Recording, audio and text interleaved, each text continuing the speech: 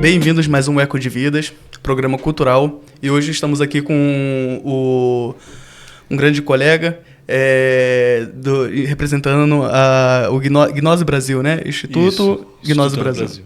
Ok. Vamos começar pela pergunta mais importante, que eu acho que é o que é Gnose Brasil. Isso. Né? Porque tem diversas pessoas que não conhecem e vão conhecer a partir desse episódio, então acho muito importante começar pelo simples, pelo básico mesmo. Claro. Bom, sou o Mikael, eu faço parte do Instituto Gnose Brasil. Já peço perdão pela minha dicção. Tranquilo. Vai dar alguns erros aqui.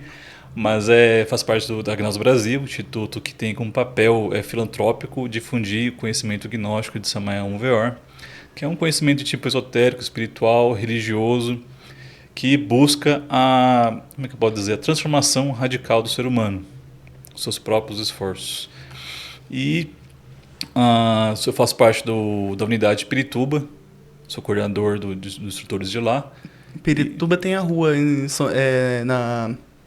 tem a rua na Saúde ali, mas tem o bairro também, né? O bairro não lembro. Tem o distrito de Pirituba, né? Seria Pirituba e Jaraguá, né?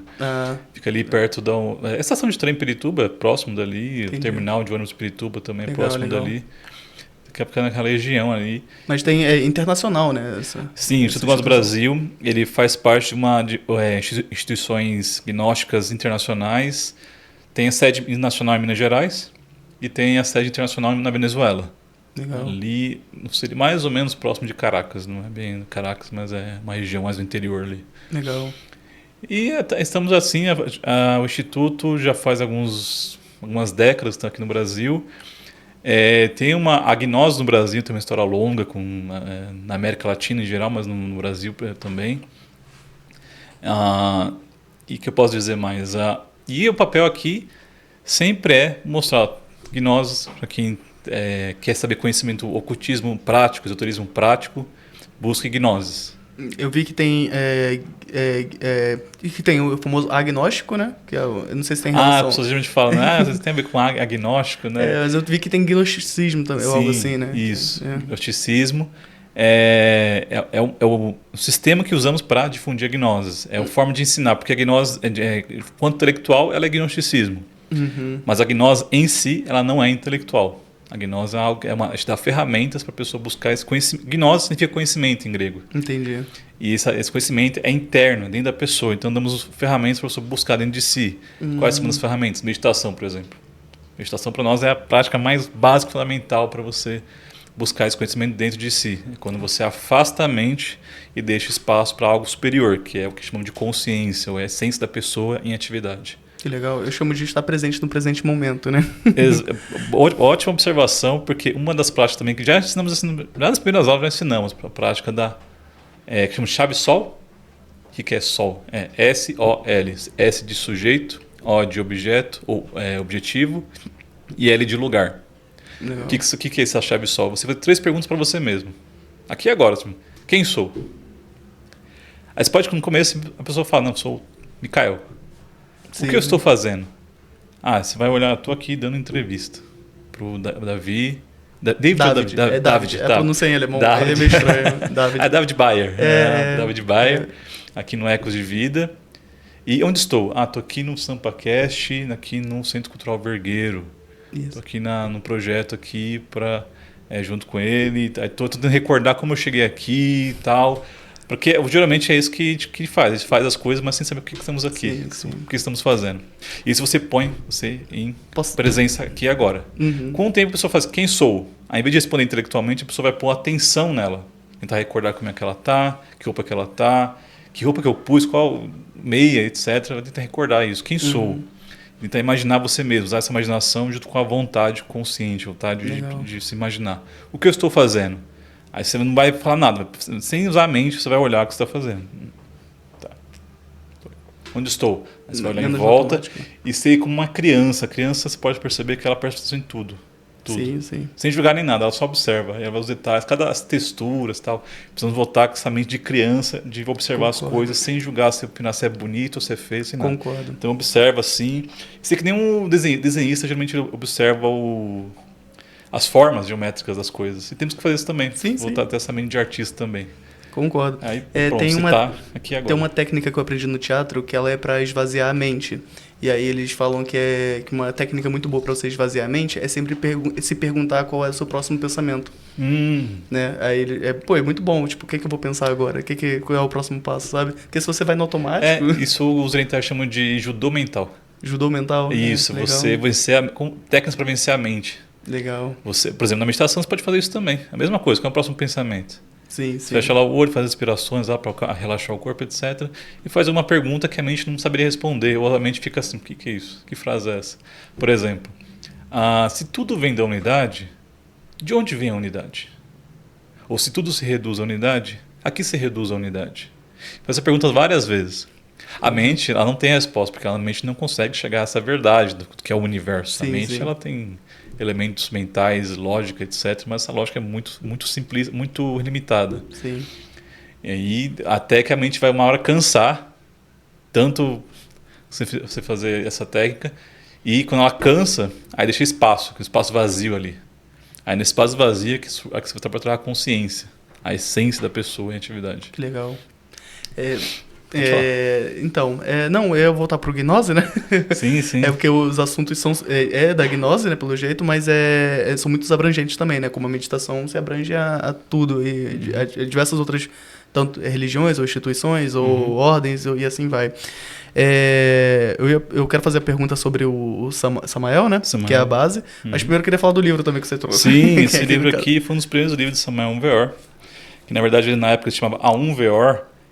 Talvez eu explique por quê. É um tanto metafísico demais, mas eu vou tentar explicar. Mas aqui um presentinho para você. Isso aqui é o primeiro livro dele sobre astrologia, porque também é uma das coisas que a gente aprende na gnose. Agradeço muito. O nome que eu li, né, que eu achei muito legal, foi O Homem se Encontra Crucificado no Sexo. Tipo...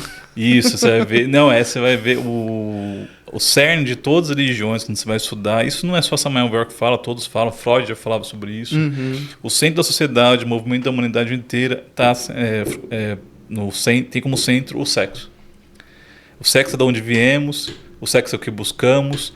Todos os nossos instintos são voltados à busca do prazer. E toda a nossa parte intelectual, quando vamos tirar toda essa... Vamos dizer assim, tirar toda essa parte polida da mente, você vai ver ele tem o instinto sexual governando a questão. Certamente. Sociedade, tudo. Por que eu quero, sei lá, com mais conforto? Porque eu quero ter mais energia. Porque eu quero ter mais energia para usar para prazer. Sim. Então, toda a sociedade, tudo se movimenta com a questão sexual. E, como diz como Samael Weor diz, né? Saímos do Éden pelo sexo. Nós temos que voltar ao Éden pelo sexo. E ele fala, o próprio Éden, a relação da união macho-fêmea é o Éden em si. É o trabalho ali do falo, do útero. O instituto de vocês tem tanto mulheres quanto homens? Sim, ou ele é tipo a maçonaria, que é um pouco... Não. machista? Na verdade, até Samael Weor fala, né? Você quer castrar uma religião, quer destruir uma religião, tire a mulher da religião. Você tira o feminino da religião, você castra essa religião. Você tira a potência da religião. Os templários, eles cultuavam Deus como uma vertente feminina, né? O mesmo Deus cristão. E tinha sacerdotisas ali. Mas tinha. Mas legal. Eu fiz parte da ordem de Jacob de Molay, né? Sério? Só que foi breve minha passagem lá. E aí eu mantive os meus estudos, né? Solo, né? Sem mestre, sem nada, mas tive ótimos mestres também, só que na vida, assim, sem ser da ordem, né? E uma das minhas... Acho que minha Bíblia, hoje em dia, ela é um livro newtoniano científico, né? Que é a série harmônica musical, que é uma teoria grega. Série harmônica musical, que é a teoria das musas, as esferas das musas, ou algo assim. Musa das esferas. Que é basicamente a base do estudo da Irmandade Pitagórica, do pentagrama, da razão áurea, Fibonacci, a Odisseia no Espaço, 2000. Brincadeira, mas no filme lá ela faz referência também. E esse foi uma professora que eu conhecia. Eu cheguei com alguns questionamentos, na época eu estava lendo Papos, Tratado de Ciências Ocultas, né, do professor Aleister Crowley. E aí eu cheguei com um monte de dúvida pra ela, assim, falando justamente sobre o cosmos, sobre as coisas. Ela falou, pô, tu leu meu livro? Falei, não. Ela falou, nem publiquei ainda e tal. Aí ela me deu, resumindo, ela pediu primeiro o livro que eu tava lendo, da onde eu tirei esse conhecimento. Aí ela falou, cara, ela leu o livro, falou que, cara, não tem nada do que tu tava falando. Tipo, eu falei, então de onde eu tirei? Mas foi com o tempo, né, juntando o conhecimento. Aí ela me deu o livro dela, que ainda era, tipo, o protótipo, porque não tinha publicado ainda. Que é o Série Harmônica Musical. Os números eram outro papelzinho colado, assim, sabe? Tipo, número 1 na folha. Então era bem um protótipo, que era o único que ela tinha ali. E aí aquele livro, assim, pra mim é a minha bíblia, assim, é tipo o meu... E vê o universo como harmonias, músicas, sons, notas. Literal, né? Que tem 7 oitavas, bem é o pentagrama. Porque Samuel vive falando de notas musicais. Fala, tudo é vibração, então sim. tudo você tem que ver de acordo com as 7 notas musicais. Dó, ré, mi, fá, sol, lá, si. Correto. Depois vem a oitava. Assim, às vezes a pessoa precisa ir sempre se desenvolvendo, melhorando sua nota. Aí tem uma hora que vai ter que melhorar, vai ter que passar por uma oitava, né? Dá uma salto oitava quântico numa oitava acima, Isso, né? aí essas são os momentos das provações. Quando a pessoa vai se ver grandes dificuldades e ver se realmente a pessoa quer passar para um outro nível. Aí se ela passa para outro nível, aí a nota melhora, fica mais afinada e você tem que ir de novo. Você já comentou comigo, eu queria perguntar então quem é Samuel, né? Veor. Então, com W, é alemão? Porque não, vamos explicar. O W tem som de V em alemão. Isso. Né? Wolf. Na primeira vez que eu vi, eu achei que era árabe. Mas não tem nenhuma relação. Então, mas é a entidade, o querubim, sei lá? Então, isso aí. Você já ouviu falar, acho que Blavatsky falava isso. Blavatsky é Tibete, né? Helena Blavatsky. Ela era russa, vivia um tempo na Índia, foi Tibete.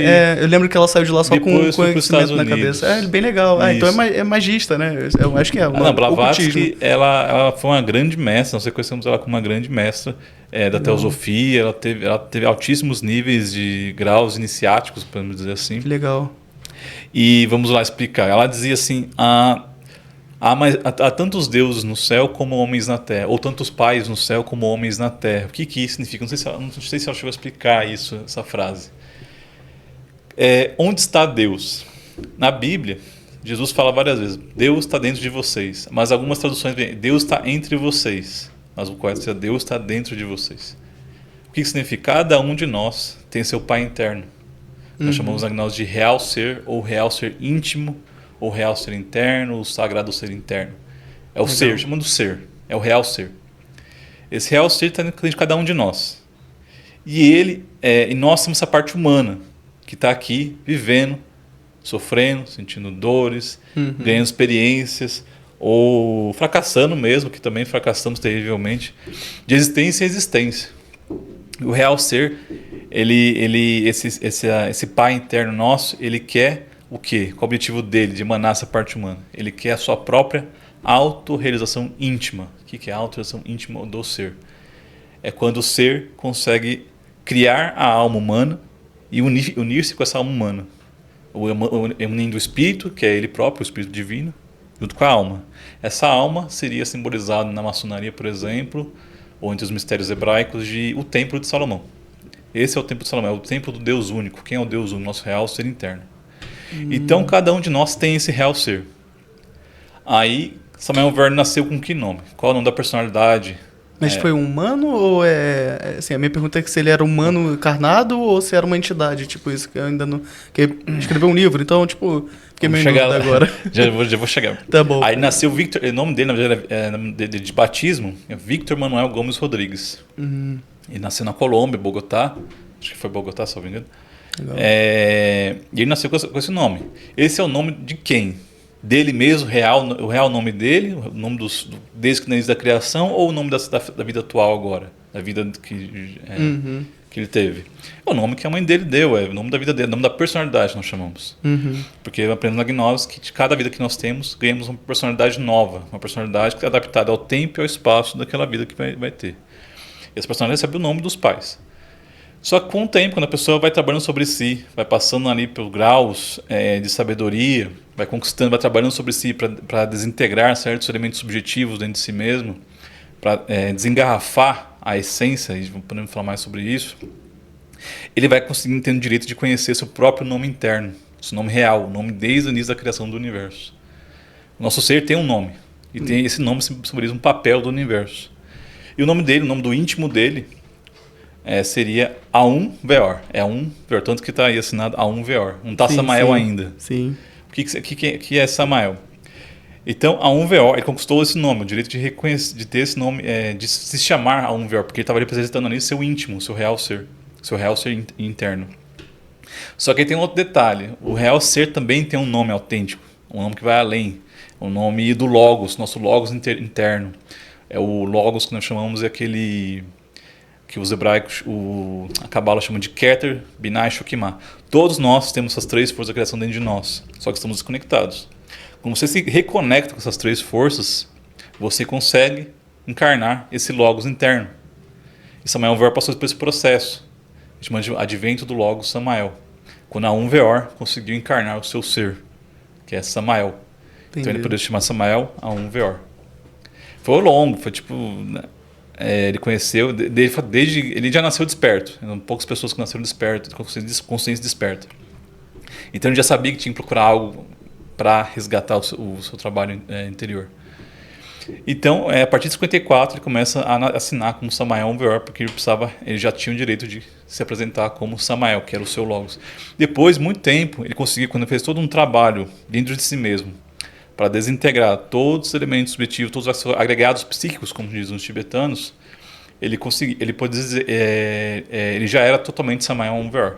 Já não tinha mais a parte humana, a personalidade Victor Manuel Gomes Rodrigues já tinha desaparecido, já tinha erradicado, ele não estava mais conectado com o mundo, ele já tinha transcendido. Quem quiser saber mais sobre esse processo, que é gigantesco, raras pessoas conseguem isso, é na obra As Três Montanhas dele. Ele explica tudinho, como é que faz o processo, o que são as iniciações, o que é tudo isso. E por que ele conseguiu fazer em uma vida só? Porque ele já tinha feito em outras existências. Ele fez é a terceira vez que ele fez esse Perdão, trabalho. então vocês acreditam também em reencarnação? Ou em Sim, ciclos? existências. Legal. Tanto tem uma aula específica no curso de gnose chamada Retorno, Reencarnação e Recorrência. Legal. A gente fala, aí separa o que é retorno, o que é reencarnação, o que é recorrência, por que a nossa vida é uma repetição de eventos, por que nossa vida, essa vida que a gente está repetindo aqui é praticamente a mesma vida que a gente está repetindo na existência passada. O que faz a gente ficar tão mecânico e repetitivo? Qual a necessidade de despertar da consciência, sair dessa mecânica, parar de errar, porque repetimos erros uma existência, morremos em outra existência e fazemos os mesmos erros, mesmas coisas, as mesmas conexões que criaram erros, problemas, vamos repetindo. Por quê? Porque nós estamos adormecidos na necessidade do despertar da consciência. Legal. Tanto que a terceira aula de gnose vai falar sobre o despertar da consciência. Legal. Uma das chaves é essa chave sol. Eu criei mais uma dúvida agora. Pode falar. Sim.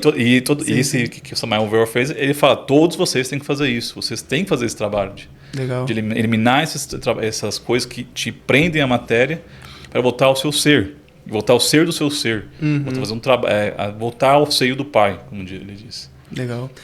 Tem uma ordem chamada Grande Fraternidade Branca, né? Já ouviu que tem lá o São Germain, aí Sim. Aí tem aquela história reencarnação de vidas de outros planetas, tipo os Arcturianos, os Pleiadianos, e assim vai, né? Aí eu queria saber também se vocês têm alguma relação com essas entidades, assim. Ou não, as entidades, assim, tipo, que eles chamam de fraternidade branca. Como é que era a fraternidade? Grande Fraternidade Branca, eu acho. Eles também reconhecem, porque assim, a gente conhece o que chama de Venerável Loja Branca. Okay. Que seria quase a mesma coisa. A gente também reconhece o Conde Saint-Germain, Conde Cagliostro, Zanoni, outros mestres de sabedoria que passaram pela Terra e que ainda ajudam a humanidade. Mas o que eles era diferente. Eu já olhei assim e falei, o que eles estão vendo aqui é algo diferente do nosso. O doutrina deles é algo bem diferente. O nosso é um pouquinho mais, acho que é exigente, poder dizer, eu não sei dizer. Porque o processo de iniciação, o que é iniciação? É você fazer esse caminho de retorno ao seu Pai interno. É da Loja Branca. É pelo caminho da Venerável Loja Branca. E assim, quando a gente fala de iniciação, não são graus esotéricos dentro de uma ordem. Por exemplo, nós não temos graus internos lá, grau tal, primeiro. Legal. Assim. Quem passa pelos graus esotéricos realmente é a alma. Essa partícula de alma que nós temos que passa, a consciência que passa pelos graus esotéricos.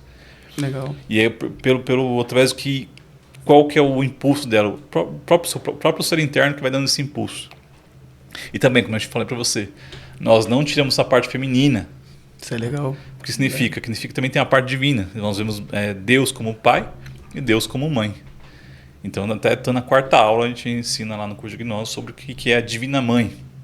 Divina Mãe particular individual de cada um. Todos nós temos essa Divina Mãe particular individual, que tem como templo ali o nosso coração. A parte oculta ali no nosso mundo interno, dentro do nosso coração, tem aquele templo onde reside nossa Mãe Divina, que é aquela mesma deusa que é personificada nos mitos e lendas, como, por exemplo, Virgem Maria.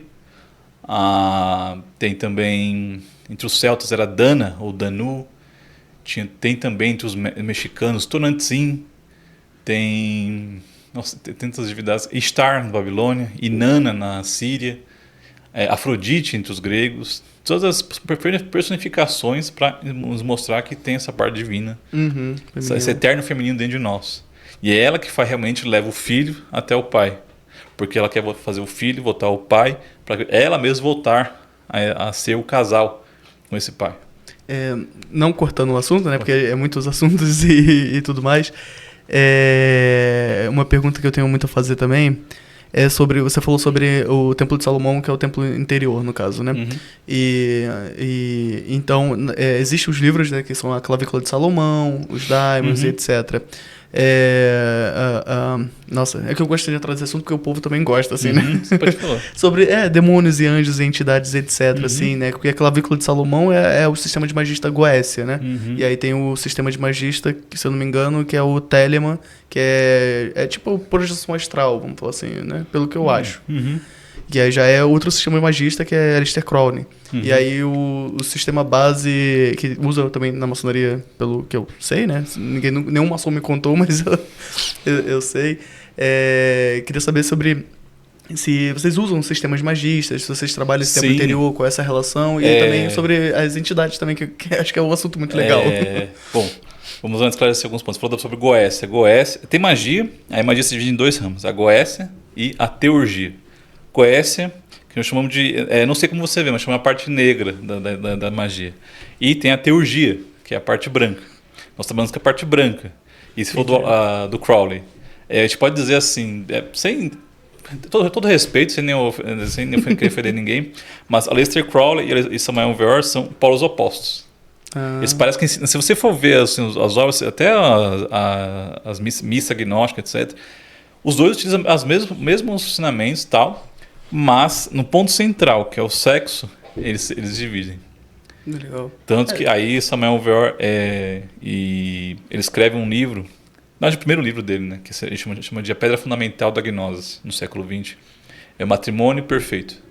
Que ele fala qual a importância da magia sexual. O sexual também ensina, mas é outra coisa. Orgias. Isso, é outra coisa. E a magia sexual, ele fala, mas o cerne do nosso ensinamento é a magia sexual, é o trabalho que chama de castidade científica, trabalhar positivamente com as energias sexuais, energias criadoras, né, energias que estão em nós desde sempre, desde que a gente surgiu na Terra, essa energia está... Acho que eu bati no microfone. Tranquilo. Nossa energia está lá. Quando começa a puberdade, ela começa a trabalhar por causa dos hormônios. Os hormônios vão trabalhando essa energia. E essa energia vai influenciando toda a nossa vida, nosso desenvolvimento corporal, biológico, etc. Até o pensamento, desde sempre, desde que nascemos e morremos. Nós podemos trabalhar essa energia canalizando positivamente, mas para dentro e para cima. E isso tem relação com a Kundalini, por exemplo. Sim. Kundalini é o fogo sagrado ali, que vem dessa energia criadora. E também o Cristo, também no centro do gnosticismo é o Cristo. Mas o que é Cristo? É Jesus? É Jesus? Não, Jesus... É a consciência crística, né? Exato, exatamente. Por isso que o gnosticismo também pode ser chamado de esoterismo crístico. Entendi. Que trabalha com essas energias. Por exemplo, o que é o Cristo para nós? Tudo que tem vida tem o Cristo. Porque o Cristo é essa energia que veio desde o universo, que a gente chama de, por exemplo, qual outro nome para Cristo?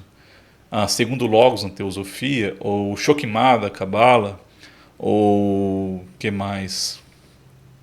Outro termo, Marduk, da antiga Síria. Marduk não é o... Espera aí, entramos já no Anunnakis, que é um assunto que eu gosto. Marduk que tem os Anunnakis, né?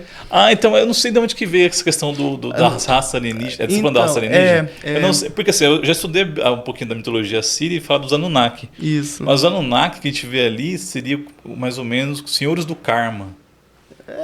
Assim, a história que eu conheço, mais ou menos, é basicamente isso mesmo. Tipo, tinha uma civilização lá um pouco mais avançada que a nossa, e aí eles precisavam de ouro para manter, porque os vulcões deles tinham ficado extintos, e aí um deles teve uma guerra civil lá, e um deles meteu o pé. Aí um deles achou aqui, e aí achou muito ouro também, né, com as tecnologias lá deles. E aí de Nibiru, né? Veio de Nibiru pra Terra, e aí lá ele achou... Isso tá lá nas paredes da primeira civilização humana, né? Dos Sumérios. E aí ele achou esse planeta, aí mandou mensagem pros caras, os caras vieram pra cá, começaram a colher ouro, levar pro planeta deles, e passaram séculos, só que aí teve também uma revolta deles, uma raça alienígena, né, aqui no planeta. Teve uma revolta deles, que eles não aguentavam mais fazer a classe operária porque a galera ficando bem bom lá no planeta. E aí, por causa disso, criaram nós, um híbrido entre eles e as espécies primitivas do planeta. E aí, basicamente... Aí tem Enil, Marduk, Enki, todas essas entidades eram tipo assim, no Egito era porque eles se dividiram em territórios, cada um principado, sei lá, príncipe. Eu não conheço todo. Eu sei que você falou, nossa, nunca nem ouvi falar. O que assim, que a gente vê no estudo da mitologia comparada também. Né? Então, tem aula 12 com os gnoses é isso. A árvore genealógica das religiões. Como é que a gente vê essas monte de divindades? A gente vê que são personificações, são formas que carregam o mesmo princípio. Por exemplo, você falou lá do Enlil, Enki e Enlil, Enki. É a tríade lá dos antigos sumérios. Um deles é Jeová, eu acho. Enlil, eu acho. Não tenho certeza qual é qual. E assim, eles são as três forças da criação. São o mesmo Pai, Filho e Espírito Santo. O mesmo Keter, Shokimah e Binah. O mesmo no Egito seria Tum, Nuit e Ra. Ou também Osíris, Horus e Ísis. Para nós, na gnose, são roupagens de um mesmo princípio que estão dentro de nós mesmos. A gente sempre leva para dentro. Por isso que esotérico para nós é isso, é levar para dentro. Onde está dentro de mim isso? Entendi. Realmente, essa parte toda que você falou, eu não sei, não desconheço. É um assunto que eu gosto bastante. Ignorante, tá? Tranquilo. Mas a gente vê isso. Quando a gente pega uma mitologia, uma religião, a gente estuda ali, eu tento pegar essas formas, diversas formas, são várias roupagens, que são adaptadas para cada povo e a cada tempo, sem encontrar ali os princípios. Quais são os princípios? O princípio ali do pai ou an, e ali também chamamos de som, vibração, o verbo. Tanto, tanto na mitologia hindu, acho que é vak, eles chamam de vak, o som, a vibração, e nós chamamos aqui de verbo. Eu vi que tem algo a ver com Dharma também num site lá. Dharma, e eu gosto muito do conceito de Brahma, que é o deus principal, né? Brahma seria o pai de todos os deuses. Isso. E estuda ali tem uma aula 16 sobre a balança da justiça. A gente estuda ali o que Dharma, Karma, a lei do Karma, que é a lei da ação e reação. E a gente estuda como é que trabalhar com isso positivamente. Como é que, por exemplo, os indianos acreditam que o Karma tá ali e pronto, tem que pagar de qualquer jeito. Nós acreditamos que nós pagamos com dor, mas com amor também. Se podemos fazer boas ações, podemos negociar esses karmas que nós temos dessa e de outras existências. É lógico, assim, parece lógico para mim. Tanto que é isso que nos prende na matéria. Quando perguntaram para Samael, dizem que tem várias religiões, vários deuses, e qual que é o Deus real? Aí ele fala, não, diga à humanidade que todos vocês são deuses, porém presos à dura rocha da matéria. E precisamos nos libertar dessa matéria. O que nos prende à matéria? Porque a matéria não é um problema, o problema é a prisão, o grilhão que nos prende à matéria. Como nos livrar desse grilhão? Eliminando o que nós chamamos de ego, o mim mesmo, aquilo que criamos dentro de nós mesmos, que nos prende por exemplo, os desejos, cobiças, orgulhos, preguiças. iras, e etc. Né? Várias coisas que nós criamos com várias existências, e dentro desse ego tal que nós realmente somos, que é a essência. Porque, por exemplo, o eu da ira, ele prende ali uma essência ali do amor, por exemplo. Só que não amor, assim, amor da boca para fora. É o amor real. Compreendo. E tem o karma também, é outra coisa que nos prende. Porque tudo que nós fizemos, várias existências, está anotado, que chama de livro da vida. Então, os mestres... Existe dentro do universo toda uma mecânica, uma estrutura Esse é o meu assunto que favorito. organiza tudo. Então, uma dessas coisas assim é o livro da vida. Legal. Então, tem essas duas coisas, o ego e o karma. Precisamos nos libertar dessas duas coisas para subir. Sair desse vale do Sansara, como diz o Buda, que é o vale de lágrimas, e voltarmos a ser um templo desse Pai interno. Legal. E nos identificarmos completamente só com Ele. Legal. Enquanto isso, a gente estava identificado com tudo. A gente identifica com situações, fatos. Como diz Schopenhauer, né? A gente tem 10 desejos e satisfazemos um desejo. Vamos ter quantos desejos? 10. Por quê? Porque a gente vai encontrar outro desejo, outra coisa para desejar. Então é infinito, o desejo é infinito. Precisamos nos libertar desse desejo, dos raízes do desejo. Entendi. Por isso a meditação, a viver aqui e agora. E tem outra prática que também chamamos de observador observado. O que é observador observado? É você observar seus próprios pensamentos, seus próprios sentimentos também. Quando você está lá na rua pensando, quem está pensando? O que você está pensando? Sou eu que estou pensando. Quem está pensando? O que é o pensamento? Você começa a questionar. É idolatrar a dúvida. Hã? Idolatrar a dúvida. Isso, questionar tudo. O que é o pensamento? De onde que vem esse sentimento? O que é esse pensamento? Quem está querendo fazer isso agora? Ou, por exemplo, por que eu estou aqui em casa e eu quero assistir TV, a da mesma hora depois quero comer um sorvete, a da mesma hora eu quero sair, andar de bicicleta, ou andar de carro, ou quero tudo ao mesmo tempo. Como assim? Porque eu não sou um indivíduo, porque não deveria ter só uma intenção? Eu tenho várias intenções ao mesmo tempo. O que é isso? O que está dentro de mim? Aí nós estamos no país psicológico, que é o nosso mundo interior. Quem que habita esse país psicológico dentro de mim mesmo? Aí temos o ego, o mim mesmo. Nós chamamos também no cristianismo chamamos de legião. Esse mundaréu de eus psicológicos que criamos dentro de nós mesmos. Legal. E cada momento está querendo desejar alguma coisa, cobiçando se orgulhando de alguma coisa, ou, por exemplo, tem raiva de alguém porque feriu um outro orgulho. Então nós temos uma multidão dentro de nós mesmos. Sim. E esses são os elementos subjetivos, agregados psíquicos que falamos antes. Conforme vamos eliminando... É meio junguiano isso? Tipo de subconsciente coletivo? Jung é diferente. Assim. Eu lembro que uma psicóloga, ela foi estudar, entrou num grupo de gnose na internet uma vez, e começou a falar lá sobre gnose Samuel Weor. E ela falou, opa, desculpa, que eu achei que fosse psicologia junguiana. Ela viu que não tinha nada a ver a psicologia do Jung com... Que legal, mas o Jung, ele era meio esotérico. Sim, também. Ele escreveu o prefácio do I Ching, né? Que é tanto que ele é até interessado em gnoses, em gnosticismo, que quando encontraram a biblioteca de Nag Hammadi lá no Egito, em 47, acho que 45, 47, nunca recordo. Ele foi uma das pessoas que comprou no mercado negro um dos códices que foi descoberto. Legal. E hoje foi chamado de Códex Jung, o Códex Jungiano, que foi ele que adquiriu. Maneiro. Assim, maneiro porque eu gosto do subconsciente coletivo, dos estudos deles, sim, né? Aí, porque assim, os evangelhos gnósticos você vai ver que o cristianismo, o primeiro cristianismo, não tem nada a ver com o cristianismo atual, é certeza. Nada a ver. Tanto você vai ver as citações, as frases, o conhecimento. E as maiores traduções. É sempre para dentro de si mesmo, sempre assim. Conhece a si mesmo para conhecer Deus, conheça a origem da dor para conhecer a si mesmo, conhecer Deus. É sempre uma coisa bem para dentro, bem interno. E não tem. E quando você vai encontrar, por exemplo, o Evangelho de Judas, não sei se você já ouviu falar do Evangelho de Judas. Já ouvi. O Iscariote ou o outro? Iscariotes. Iscariote. Que ele era o único que era de Israel, né? Os outros eram todos de Galileia, dos apóstolos ali dos 12. Eu nem recordo, mas assim, Judas, ele foi o principal discípulo de Jesus do início ao fim. Entendi. Aí fala lá no Evangelho de Jesus, fala assim, tipo, você vai ter que cumprir esse papel. Alguém tem que cumprir esse papel de traidor. E quando você vai estudar outras mitologias, por exemplo, a mitologia de Quetzalcóatl no Antigo México lá, que foi meio que o Cristo mexicano daquele povo. Você vai ver que também tem alguém lá que é uma espécie de irmão dele, assim, que tem que fazer esse papel de sacrifício também. Legal. Então tem todo... Nada... A religião cristã, infelizmente, a partir do século IV para o V, sofreu muito.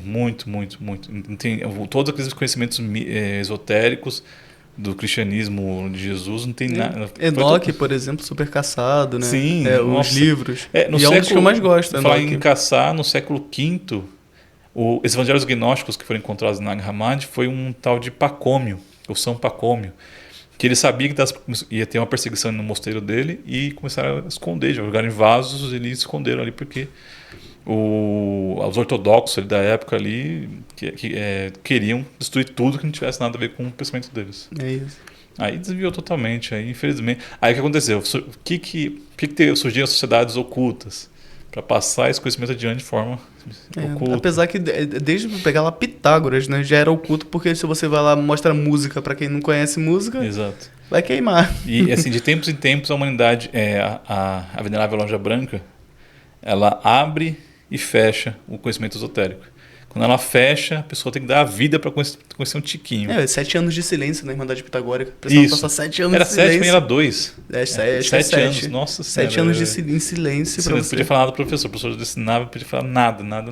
E aquilo era uma aprovação também. Eu queria abrir para ti, Dan, se tiver alguma pergunta também. A minha principal questão é o que ele já falou, né? Eu queria saber, tipo, a diferença de gnóstico, agnóstico e outro termo que você falou também, cara, que eu já esqueci. Gnose? Não. Isso, gnose. Ele explicou que gnose... Posso falar? Então é justamente isso. Tá? O gnose, é uma palavra, vem do grego, significa conhecimento. Só que eu sempre explico, tem gnoses e tem episteme, que é o tipo de conhecimento. Episteme é um conhecimento intelectual, que precisa adquirir ali, lendo livro, estudando, etc. A gnose que a gente propõe, a autognose, é o autoconhecimento. A pessoa vai buscar o conhecimento dentro de si mesmo. As raízes de tudo. Porque assim, para nós entendemos que o ser humano é um reflexo do universo. Assim como é em cima, embaixo, assim como é embaixo, em cima. Tem um macrocosmo e um microcosmo. A gnose, quando a pessoa vai descobrindo a sua autognose, ela vai descobrindo todo o universo. A ciência do universo está dentro de nós mesmos. Então, conforme vamos conhecendo a nós mesmos, aí vamos também desvendando os mistérios do universo que estão dentro de nós mesmos. Até isso, e assim, não é algo novo. Tales de Mileto já falava sobre isso. Lá, quando ele falava, você que quer desvendar os arcanos da natureza, você ignora os tesouros da sua própria casa. Você tem que conhecer o que está dentro de você mesmo. Conheça a ti mesmo e conhecerá os deuses e o universo. Essa frase, conheça a ti mesmo, estava no templo de Delfos. É grego, né? Da grego. Isso, a Gnosis Auton, estava escrito lá no templo de Delfos. Aí o gnóstico é esse que busca esse conhecimento. É essa pessoa que se dedica a vida a esse conhecimento. Ele dá a sua vida para adquirir esse conhecimento. Por isso que ele tem que passar pelas provações, para ver se realmente ele quer esse conhecimento. E as provações são tanto no mundo astral, nos sonhos, quanto no mundo físico. Aí também tem a questão das 4 provas, você falou as 4 provas dos elementos, né? Que a pessoa tem que passar para se libertando desses grilhões da matéria. E também o agnóstico, acho que foi um termo criado por um sociólogo ou historiador, não recordo. Acho que é Max Weber que criou esse termo. Ele queria um termo que fosse ligado, assim, a pessoa que busca... É mais específico ainda do que isso, mas em termos gerais seria a pessoa que não quer se ligar a nenhuma religião ou espiritualidade, mas busca um conhecimento superior. Mas não quer se ligar a nenhum tipo de... Eu achei que o agnóstico era aquele que só crer vendo, tipo isso. Tem que provar para ver. Acho que não. Acho que é a pessoa que busca por si próprio sem seguir nenhum caminho específico. Legal. Mas Max Weber é mais específico. Acho que é Max Weber. Eu não recordo nem se é o nome, é esse Max Weber. Mas eu acho que é esse... ele fala mais... ele queria contrastar com o conhecimento religioso profundo. Eu acho algum termo assim. Mas o gnóstico é esse, você busca a sua gnose, ou autognose. Entendi. Eu tenho uma pergunta que você comentou lá fora, eu fiquei muito curioso, né? E é uma tecla que eu vi no teclando já agora, sempre sobre anjos e demônios, né? sim. Você falou sobre Bael que foi e voltou? Não, teve Samuel que... Sim, que Samuel, ele mesmo diz Samuel, então, eu vou deixar claro aqui, porque essa pergunta eu já te fiz, mas não fiz pro público, quer dizer, pro público ver, que Lúcifer, tem relação com Lúcifer? Não tem, e sobre ser caído ou não, tipo, quer dizer, sobre também Sim. outros, né, como você falou que teve um que já foi e voltou. Eu vou indicar uma obra também já, antes que eu esqueça, já por ter falado, esqueci. Você falou sobre Anjos e Demônios, tem a obra Tratado de Magia Prática e tem também a Tratado de Teurgia, acho que é Tratado de Teurgia. Eu li Dogmas de Rituais de Alta Magia, do Eliphas Levi. Samuel Weor, Tratado de Magia Oculta e tem o Tratado de Teurgia, se eu não me engano. Ele fala, e Logos, Manto e Teurgia, também é outro livro dele. Todos os livros podem ser adquiridos digitalmente no Gnose Brasil, na parte de biblioteca ali. Eu vou botar o link tudo. Pode baixar ali à vontade. Se quiser o livro físico, conheço a História Gnose Brasil, ela só vende ali nas unidades da Gnose, né, do Instituto Gnose Brasil. Mas tem outras editoras que vendem também as obras dele, porque Samuel Weor, ele renunciou aos direitos autorais, né? Nos anos 76 ele renunciou aos seus direitos autorais. Aí qualquer pessoa pode publicar os seus livros, contanto que mantenha a originalidade, né? Em tradução e tudo. E ele fala, esse livro Tratado de Teurgia para quem quer conhecer essa parte de magia, é extremamente profundo, que ele ensina até as conjurações, ensina invocação. Por exemplo, para você se proteger, você faz uma conjuração dos 4 elementos, por exemplo. O que é os 4 elementos? Trabalhar com a parte elemental dos elementos. O que é o elemental? O elemental é a parte anímica dos elementos. Por exemplo, uma planta aqui, ela tem sua parte anímica, é o que eu chamo de elemental. Então a gente aprende a trabalhar com essa parte elemental dos seres, da natureza. A gente faz uma conjuração para limpar o ambiente.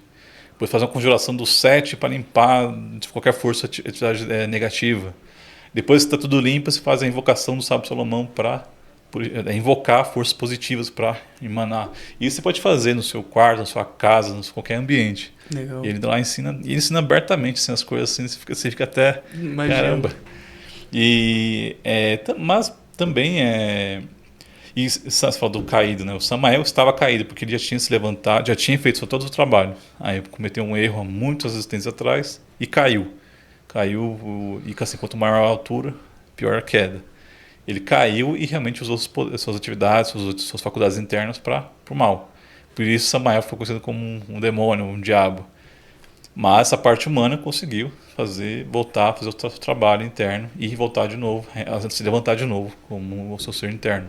Legal. Porque é um tanto complexo, mas tem a ver com os bodhisattvas, né? Vocês já ouviram falar de bodhisattva? Não Bodhisattva é quando a pessoa faz todo o seu trabalho esotérico e consegue encarnar parte do seu ser interno, e consegue já expressar seu ser interno, seu sagrado ser interno, ele se torna um bodhisattva. É uma pessoa que criou já a alma humana, criou um corpo causal, que a gente chama. E ele tem um domínio sobre si mesmo, sobre sua vida, etc. Mas se a pessoa, por exemplo, ele erra, comete uma decisão errada, ele, infelizmente, enquanto não se elimina todo o seu eu psicológico, a pessoa pode cair. Então ela tem que tomar muito cuidado. Quando chega a alto nível, ele tem que ali continuar o seu trabalho de forma mais humilde possível, mais fina, mais perfeita possível. Senão ele pode virar um bodhisattva caído. O bodhisattva caído é a pessoa que cometeu um erro e desse erro vai uma série de outros erros.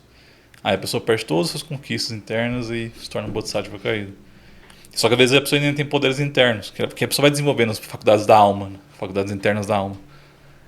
Mas é um que pode dizer, como disse a Samuel, enquanto a gente estiver na vida, estiver respirando aqui na matéria, é possível cairmos, entendeu? Mas o nosso objetivo na gnose é sempre cair e levantar, aprendendo com o erro, se corrigindo, se autocorrigindo e levantando e voltando a ter um belo objetivo. Esse Cristo íntimo. A gente busca encarnar o Cristo íntimo, que é o nosso ser interno expresso dentro da parte humana. Que legal. É bem mais... Tô falando até assim demais assim, mas no curso de gnose a gente vai por tintim. O que é gnose? O que é consciência? O que é personalidade? O que é o ego? O que são essas trevas interiores? Até se fala, todo Gênesis, toda mitologia, que tem parte da criação do universo, você vai ver ali uma simbologia para despertar a consciência. A gente chama de esse gênese das Bíblias e mitologias, a gente chama de psicogênese, né? Que é a gênese da alma. É quando essa essência consegue se libertar desse eu psicológico, dessas trevas internas. E faz todo o trabalho alquímico de... Então se fala de águas, sempre tem águas nos gênesis. Quer dizer mudança, né? Mas significa nossas águas internas. Nossa própria energia criadora ali trabalhando positivamente para criar um novo mundo dentro de nós mesmos. Eu vi que a base de vocês também é Jesus Cristo, né? Sim. Então, e Jesus é peixes, aí tem a ver com água, eu não manjo muito, mas... Por que peixes, né? Porque era de peixes na mitologia. Sim, imaginei. Agora de aquário e tal. Antes acho que era de... Capricórnio, eu acho. Não, era touro. Áries. Áries, não sei. Acho que é Áries. Porque a astrologia é o contrário, né? Tipo, vem Áries, que é o primeiro, mas ele... Aí antes vem peixes. E agora a grande era dourada. Aí vem a era de aquário, que era das revoluções, começou nos anos 60. E por que a simbologia de Jesus era um cordeiro imolado? Porque era Áries, a antecessora. Quer dizer, morre um animal para que nasça um novo. O que é o novo? Esse peixe. Tanto que os discípulos de Jesus eram chamados de quê? De pescadores. Só que eram pescadores de gente, né? Pescadores de pessoas que estavam ali para difundir o cristianismo daquela era. E o Jesus... Fora que o próprio peixes, ictus, né, em grego, aí a pessoa até falava assim, que é Jesus, Christus, o homem, filho de Deus, uma coisa assim. O homem salvador, uma coisa assim. Mas a era de peixes também foi essa época também que a mitologia cristã utilizou para representar essa nova religião, o novo ensinamento. Que na verdade era o mesmo ensinamento de antes, só que adaptado para uma nova era. Eu particularmente, tenho muita intimidade com a era de aquário, assim, né, na cabeça, né? Porque na prática é outra história. Mas eu literalmente só existo por causa de aquário. Meu pai é um alemão doido que veio lá da Alemanha pro Brasil para montar uma firma de piscicultura, de peixinho de aquário. Sério? E aí eu nasci aquariano, no Rio de Janeiro, que é o símbolo do estado é um aquário. Então, tipo, minha vida inteira foi focada na era de aquário. Seu pai é um piscicultor, tipo, porque a era anterior foi a era de peixes. A era de peixes que morre para dar lugar à era de aquário. E aí, tipo, minha vida inteira, tipo, cara, eu tenho uma relação profunda. Ela, e comecei a ter uma intimidade também, inconsciente, assim, se bem de falar, porque eu não sei o porquê. Quando fui ver, eu já tinha essa afinidade. Tem uma obra de Samuel Weir chamada A Mensagem de Aquário, que é para, tipo, que ele traz, tipo, qual que era a diferença de uma era e outra, né? Que a era de peixe era do intelecto, do intelectualismo, do ocultismo, dos tabus, etc. E a era de aquário já era as coisas têm que ser mais abertas, as coisas têm mais sintética, menos também, intelecto, né? E mais, como é que pode dizer, não é nem sentimento. É o que equilibra o sentimento com o intelecto, que seria a intuição, era da intuição. Tanto que ele fala, uma das faculdades mais importantes para desenvolver é a intuição. Legal. A intuição é a comunicação entre você e o seu ser interno. Legal. Que você desenvolve não na mente, mas no coração. O coração é o assento da faculdade da intuição. Tanto que as mulheres são mais sensitivas, por quê? Porque elas são mais coração que a gente, né? Elas percebem mais as coisas, porque elas põem a atenção mais no coração. Nós não, nós é mais cerebral. Aí o gnóstico precisa aprender a pôr o coração em atividade, focar no coração. Legal. Não sabe, o seu pensamento está doido, você não sabe o que pensar, põe atenção no coração, sinta as batidas, fecha os olhos e sinta as batidas do coração, que é uma das formas de meditar.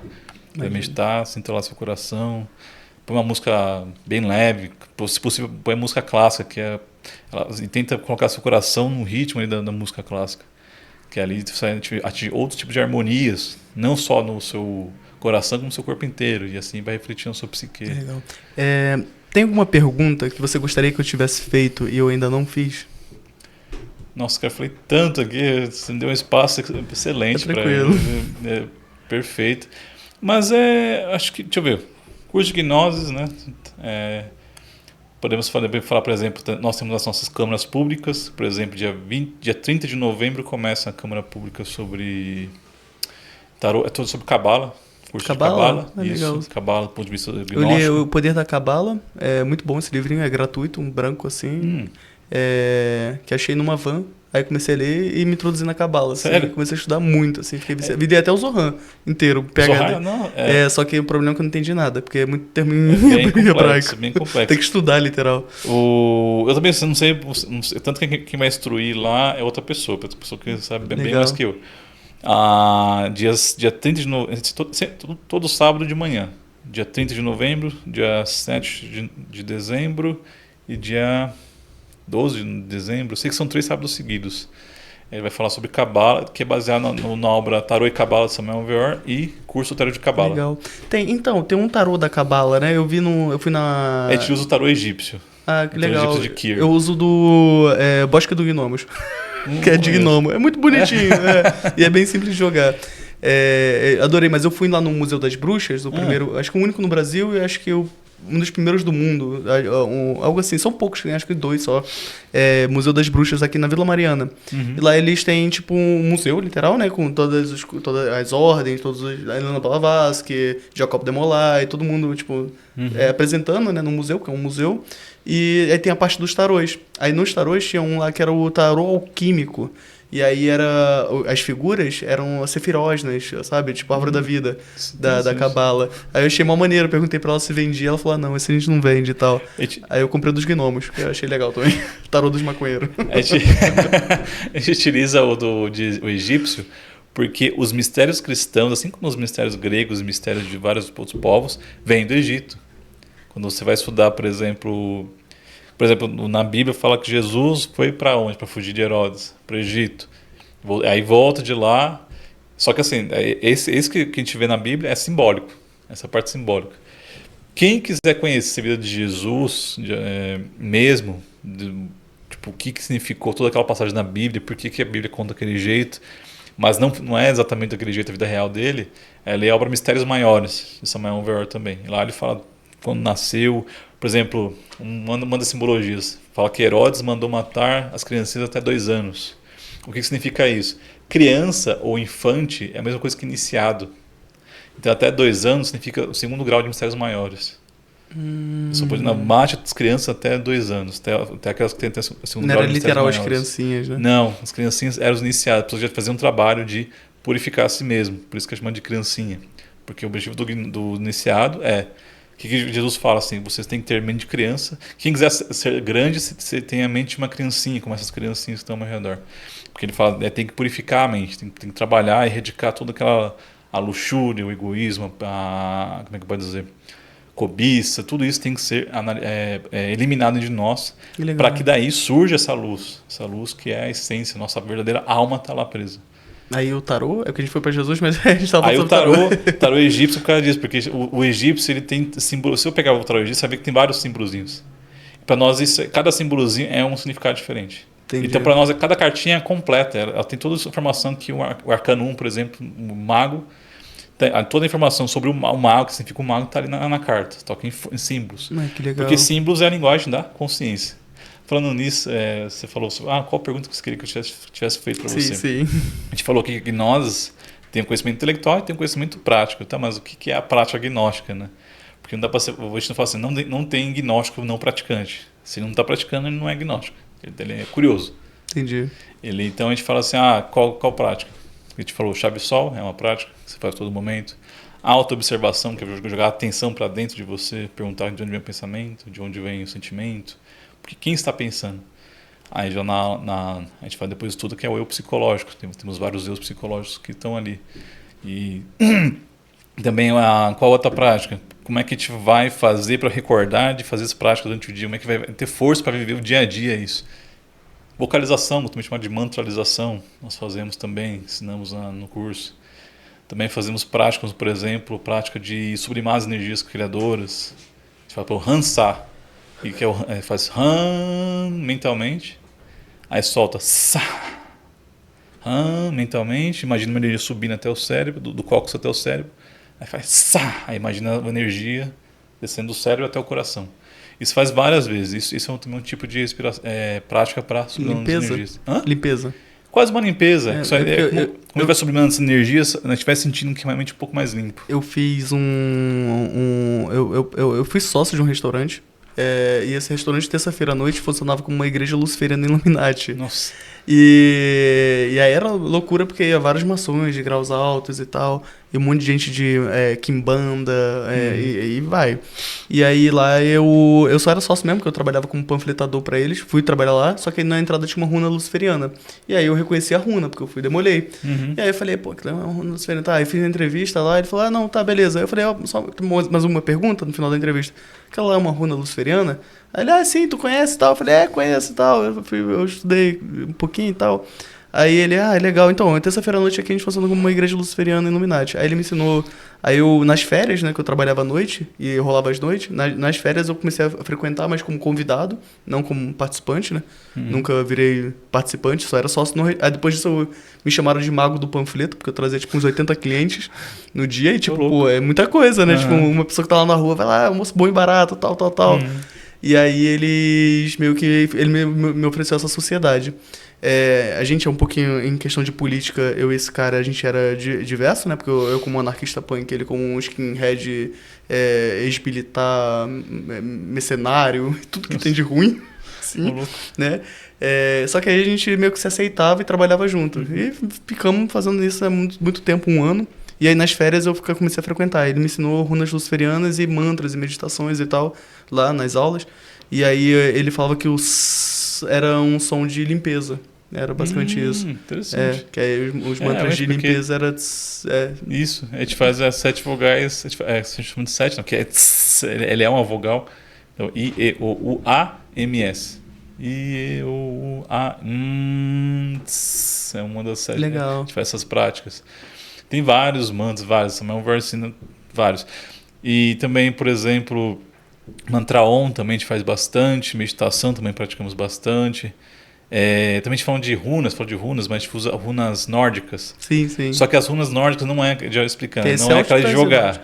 Sim. As runas que a gente chama, tanto na obra Magia das Runas dele, ele ensina que cada runa é uma posição do corpo. Por exemplo, runa, nunca lembro o nome, o alfabeto nórdico. A gente chama de runa Fá, mas no alfabeto nórdico é outro nome. Seria o F, né? Aquele F com... Aí, por exemplo, a pessoa faz direção ao sol. A gente pega aqui, a mão esquerda um pouco mais em cima, a mão direita um pouquinho mais em cima do ombro, junto os pés, e fazemos uma oração e fazemos os mantras. Isso faz o quê? Faz com que converta essa energia criadora, se una com as energias, a radiação do cósmica, se una e tem um objetivo. Por exemplo, tem a prática da Runa Fá, que é força maravilhosa do amor, avivai meus fogos sagrados para que a minha consciência desperte. Aí a gente faz Fá, Fê, Fi, Fô, Fu. E essa prática nos ajuda, fazendo várias vezes no dia para despertar a consciência. Legal. E tem na obra Magia das Runas tem várias práticas. Porque a pessoa, porque assim, a radiação solar, a radiação cósmica é toda parte, está atravessando aqui a gente a todo momento. A gente aprende a utilizar essas energias positivamente, onde tem algum objetivo. Legal. Então utilizamos, aí único são as nossas energias criadoras para fazer esse objetivo. E sublima nossas energias, a gente se sente melhor, se sente bem, se sente mais vital. Como a vitalidade e a energia criadora tem é a mesma coisa praticamente. Então, se a gente melhora essa energia, se melhora a nossa vitalidade. A pessoa se sente mais viva, né? Vamos dizer assim. Legal. Eu quero muito que vocês venham aqui mais vezes, né? Por favor. E, inclusive, também, tipo, se vocês precisarem, assim, do apoio, sempre posso apoiar aí pra fazer junto, né? Se vocês quiserem. Que, porque eu comecei isso porque eu queria fazer um documentário, né? Como eu falei, o projeto em si, sobre RPG de mesa e tal, uns jogos de interpretação. Só que... Perdão. Mas acabei ficando sem elenco, aí queria fazer o podcast, que é basicamente a mesma coisa. Só que fiquei sem elenco, a galera não se motivava muito. Então, aí eu sempre busco parcerias, sabe? Tipo, parcerias que eu digo... gente que deseja fazer o projeto também. Então, eu queria convidar para vocês para vir mais vezes. Quem sabe fazer o do Gnose Brasil também. Né? E que precisarem de mim, vocês podem contar aí. Eu ensino a fazer tudo, a gravar. Isso aí, eu imaginei. Subconsciente. Temos mais 10 minutinhos, então tá. Agora para finalizar. E quiser convidar o pessoal para conhecer também. Sim. Venda seu livro, como eu digo. Sim, o livro físico a gente vende na unidade, mas o livro digital é gratuito. Mas pode contatar A unidade de Pirituba tem um Instagram próprio, que é o gnosisbrasil.pirituba. Pode mandar mensagem lá perguntando qual a próxima turma, quais as próximas câmaras públicas. Tem online e físico, né? Os encontros ou é só físico? Só físico. Só físico, legal. Online, quem quiser, tem no Gnosis Brasil, no YouTube, tem lá vários temas, vários... como é que pode dizer? Lives que o pessoal faz sobre algum assunto específico. Tem também, o pessoal a Sede Nacional criou também um podcast lá, mas é só o audível, né, o Spotify, que é o Gnosis a Fundo, bem interessante, tem vários temas já. E nossa unidade, você pode, em Pirituba, a pessoa quer, quero conhecer em Pirituba a Gnosis. Aí pode entrar ou gnosisbrasil.pirituba, mandar uma mensagem, ou outro telefone, 11 942 71 7898. Manda mensagem no WhatsApp. O João vai botar na telinha. Tá. Eu peço para não ligar, que eu não atendo telefonema de pessoa que não reconhece um contato. Mas pode mandar mensagem lá perguntando. Posso fazer uma pergunta? O Caio, ele faz parte do seu? O Caio, nossa, eu lembro que você falou. O Caio, agradeço muito ao Caio por esse contato que teve entre a gente aqui, que foi responsável para unir esse encontro aqui. Ele falou. Ele já era interessado na época, ele não era da Gnose. E aí, como eu já fui iniciado, ele sempre fazia umas perguntinhas que eu ficava, isso é interessante, né? Assim, a curiosidade dele era interessante. E aí eu sempre passava uma coisinha a outra, passei coisas que eu gosto, assim, que, por exemplo, eu tenho o costume de iniciar pessoas, mas, tipo, pelo caminho próprio dela, né? Tipo, não é uma ordem oficial nem nada. É só falar, sei lá, veja Pato Donald no País da Matemática. Nossa, maravilhoso. Conhece? Conheço, então, a base do meu conhecimento é nessa vertente, assim, que eu chamo de até ciência, né? Sim. Literal. Você falou de ciência, eu lembrei de uma coisa bem básica, você não pode esquecer. Gnose é sustentado por 4 colunas, né? Tem a parte da religião, tem a parte da filosofia, tem a parte da arte e tem a parte da ciência. Essas 4 colunas explicam. Se sair uma coluna, se uma dessas colunas diminuir de tamanho, já deixa de ser gnose. Porque precisa ser científico. Ciência, perdão? Religião, filosofia, arte e ciência. Legal. Tem a parte filosófica, você precisa aprender a viver a vida, aprender a saber viver a vida, questionar a si mesmo, o que é, para que serve a vida, por que eu estou aqui agora. A arte é a arte de se auto-refinar, de auto-trabalhar sobre si mesmo, criar uma obra-prima dentro de si mesmo. E a ciência é você experimentar, então tem as práticas para isso. As práticas gnósticas é a ciência. Você vai ter que trabalhar essas práticas até você se afinar, saber qual que, por exemplo, eu faço I, E, O, A. Mas cada pessoa tem uma identidade própria, uma vibração própria. Então ela tem que pegar uma hora, tem que acertar certinho qual que é a vibração certa que esse mantra aí que vai fazer em mim. Porque você é uma pessoa, eu sou outra pessoa. A gente faz o mantra aí aqui certinho. Mas na vida a gente tem que levar para casa, essas práticas têm que ser vida doméstica. Então, tem uma tonalidade. E quando você acertar essa tonalidade e continuar naquilo, aí você desenvolve aquilo realmente que é o objetivo do mantra aí. O que é o objetivo do mantra aí? É a clarividência, você vê as coisas. Não você vai ver a aura, né, imaginar já a aura da pessoa, mas você vai perceber as coisas mais claras à sua volta. Que legal. As situações, você mesmo vai tudo mais claro. Só muito depois que a pessoa desenvolve, vê o ultra das coisas. Legal. Mas é muito tempo, muitos anos, a pessoa tem que entender que a gnose vai ser a sua vida. Mas isso não parece meio fanatismo? Não, é assim, no começo você vai falar, não vou fazer isso daqui porque não dá. Depois você vai sentindo a necessidade. Mas é uma necessidade individual, porque o trabalho é individual.